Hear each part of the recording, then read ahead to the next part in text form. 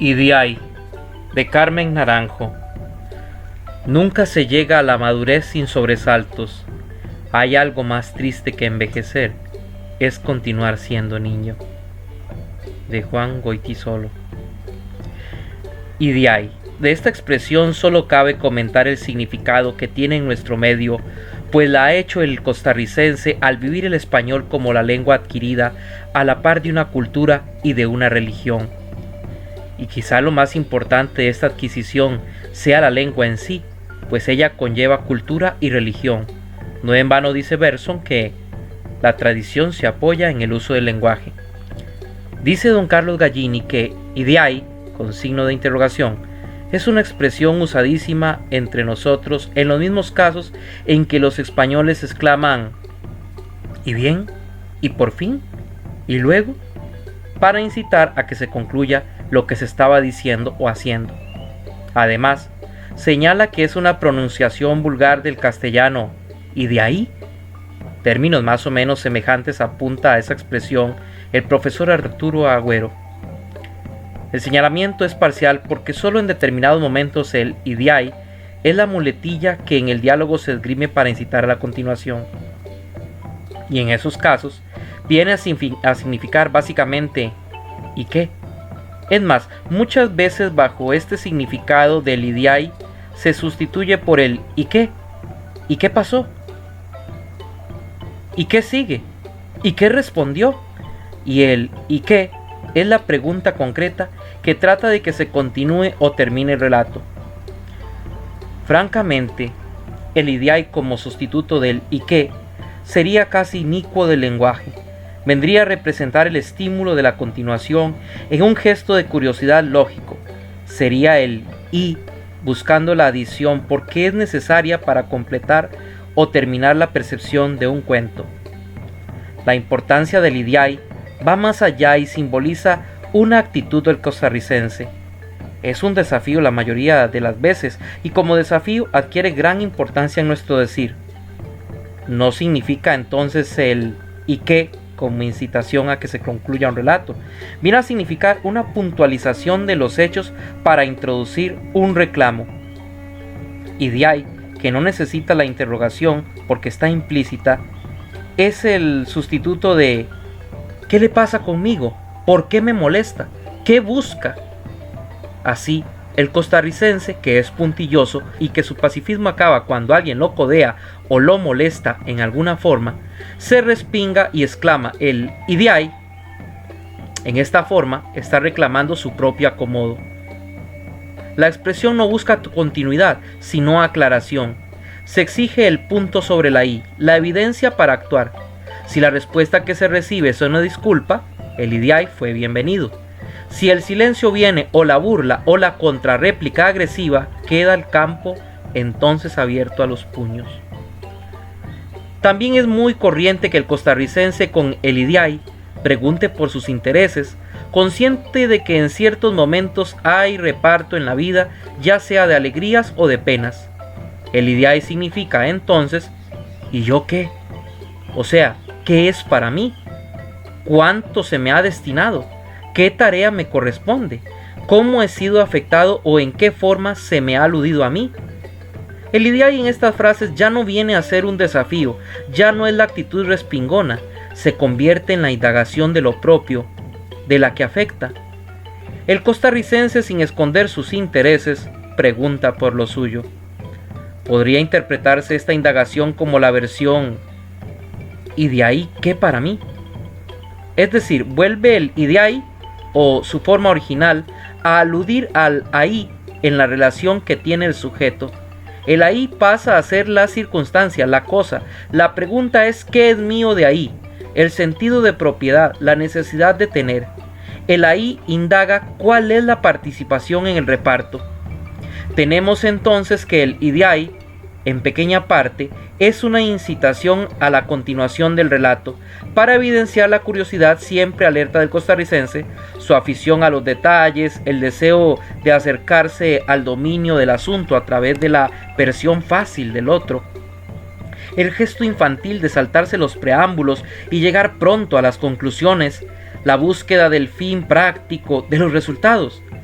Para el costarricense no tiene importancia lo demás, no encuentra valor a los intermedios, desprecia las divagaciones, las dudas, el calvario de la debilidad, la convicción que viene del análisis, la mención de los puntos que se analizaron. El relieve lo adquiere el resultado escueto e independiente. El IDIAI en este sentido demuestra impaciencia por la hojarasca, por el entretenimiento en las circunstancias y la demanda de la conclusión. El qué pasó en definitiva y cuáles son las consecuencias es la interrupción nerviosa de al grano. Así, el costarricense asume posiciones diferentes cuando es relator y cuando es oyente. En la actitud primera se deleita en el rodeo, pasando por las introducciones y los desvíos, desmenuzando los detalles, inquietando la atención del oyente, jugando con la curiosidad del interlocutor y complaciéndose en los ideais que va entremezclando el auditorio. Pero en la posición de oyente la actitud es distinta. Se quiere el acto final del asunto planteado sin las reverencias del intermedio. Pareciera que se desea economizar el tiempo y dejar por inexistentes los preámbulos. Surge el costarricense pragmático cuando es el receptor del relato. El costarricense práctico al que le interesan los hechos, el que mide la importancia a través de lo concreto, el que no se deja arrebatar por el sonido sino por el eco, el que demanda el resultado de la acción, el punto tangible, lo que se huele y se mide. El costarricense se entusiasma cuando es actor por las intenciones, pero cuando es espectador solo se conmueve por los resultados.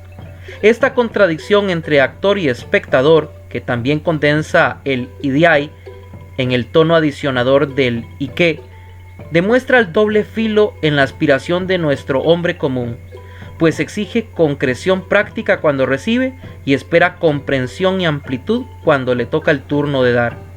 Es mezquino en el juzgar y aspira a generosidad cuando es juzgado. Por eso es afín a gente que muestra dócilmente una aptitud especial hacia lo sugerente. Cree con firmeza en la influencia, en el nombre, en lo aparente. Descansa en el menor esfuerzo de crédito porque tiende a exhibir el sacrificio hecho historia de un momento determinado de su vida, para respaldar en él su indolencia. El yo hice es más corriente que el yo hago o el yo haré. La versión del pasado es la de un hecho práctico y seguro. La del presente es una incertidumbre que exige fe y la del futuro un sueño que obliga a soñar y amarga la sazón del momento. Frente al dibujo utilitario del IDIAI compulsivo hacia el resultado, surge el otro como grito de desafío y muestra la disconformidad. Reacciona rápido el costarricense cuando es agredido en sus intereses o en su comodidad. Se despierta violento y está dispuesto a pelear, pero el IDIAI es un llamado al parlamento, a la explicación. Cree el costarricense en la palabra y es fácil verlo extraviado en su propio discurso. Prefiere explicarse a hacer y se ha hecho experto en materia de explicaciones. En cada costarricense vive un abogado defensor de sus derechos, de sus equivocaciones y aciertos. El punto de vista de cada quien en nuestro país se expone con brillantez y en la pasión de las palabras el costarricense se pinta autorretratos graciosos, se descongestiona, se hace lavados corporales y mentales. En el país tiene más importancia el decir que el hacer, el anunciar que el actuar. Como muestra de lo anterior, cabe ejemplificar que se inauguran obras sin terminar, aún sin empezar, porque es más importante el discurso, las palabras que destacan la obra que la obra en sí. En esas ocasiones se olvidan los ideais del público y las palabras se valoran tan prácticas y eficaces como una realización en sí. Y este ideai desafiante, con un tono encolerizado, se diluye ante la fase cortés de «Perdone usted, no fue mi intención, he sentido molestarlo, le ruego disculparme». El IDIAI esconde gustoso como un perrito bravucón, pero poco agresivo, el rabo entre las patas. Y aquí no ha pasado nada. La paz no se ha alterado, las relaciones humanas no han sufrido, el respeto a la explicación, aun cuando sea una mera formalidad, vence cualquier gesto aireado, esconde dentro cualquier rencor, pues se ha cubierto las formalidades y el costarricense, nuevamente formalista y superficial, se conforta con la apariencia de la cortesía. Pero si el IDIAI no motivó la explicación, el problema se agudiza y la violencia se convierte en una marea alta de palabrotas o de ademanes duros en un pleito callejero que tratan de apaciguar con cierta complacencia de que se aviven los pacíficos mirones. El IDIAI, además del pedido de explicaciones, es la solicitud a que se nos reconozca como personas. Es la llamada de atención para que no invadan o lastimen nuestros derechos.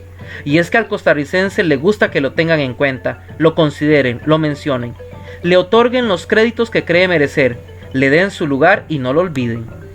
En nuestro ambiente es siempre una aspiración el bombo, y más de uno lo resuelve esa necesidad por medio de un sistema de autobombo. Nuestros don Juanes no se dedican a la conquista y colección de mujeres, sino a la recolecta de opiniones favorables a sus personalidades, a la victoria en el campo de las simpatías y al difícil arte de ser agradable a todos. Esa tendencia don Juanesca da origen al palanganeo, que va del caer mal a la gente y tiende a ganar afectos por parte de los dos bandos que se disputan un asunto.